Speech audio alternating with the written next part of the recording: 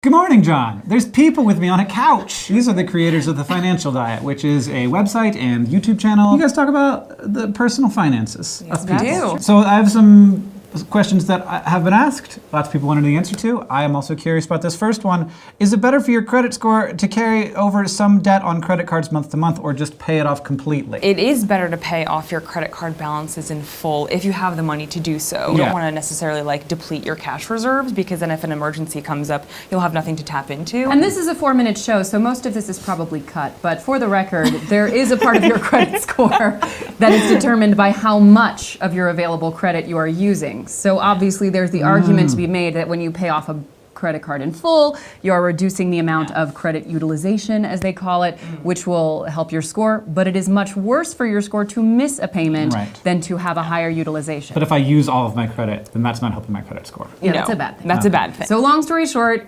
better to pay it off if you can. But if you can't pay it all off, the most important part is making that payment on time. I still have like a $3,000 credit limit, and I'm like, what?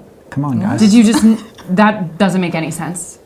What are some resources for getting started in investing? Should I meet with a human person or just go on E-Trade? All right, now listen up.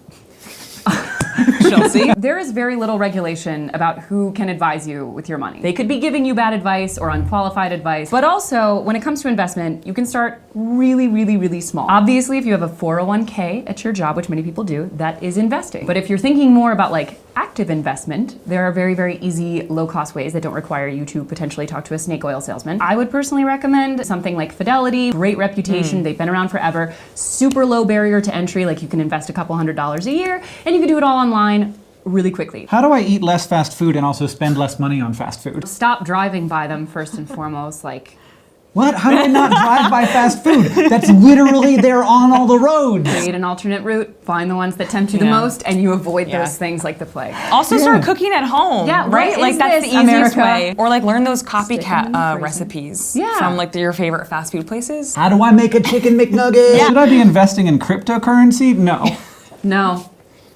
No. Why shouldn't I rack up my credit cards if it just goes away when I die? There's all these years between now and when you die when they're gonna take your stuff away. When you get sent that bill and you don't pay it, you'll start to see those effects almost immediately. They'll come rob you in the grave. Someone was asking, they're changing jobs and their 401k is rolling over to the new job, and they were wondering if they should just take their 401k out and pay off their student loans with it. I would not recommend. Oh no, and also hard no. The whole point of the 401k is that it's a very good deal, and your student loans are probably at a fairly low interest rate already. It's really nice to get that off your back and to not have to worry about your loans anymore, but financially it's a much better decision to just pay them off as they come. Last question.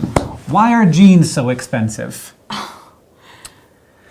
Why are they you wear them so cheap? so much and forever. It depends what kind of jeans you're buying, though. Are they fashionable, or are they just workhorse Do they have giant holes in them? I knew this was coming. These are Abercrombie. I am a cool kid in high school. How dare you? I will say though that jeans originated as workman's clothes, and they're super durable. And good pairs of jeans you can wear for 5 years. Thank you to the people who make jeans. Thank you. Except you forgot some spots on mine. Thank you, guys. If you want to watch more of The Financial Diet, which you really should, it's at youtube.com/thefinancialdiet. You guys are on Twitter, and you have a blog and all that stuff as well. There's links in the description. Thanks for hanging.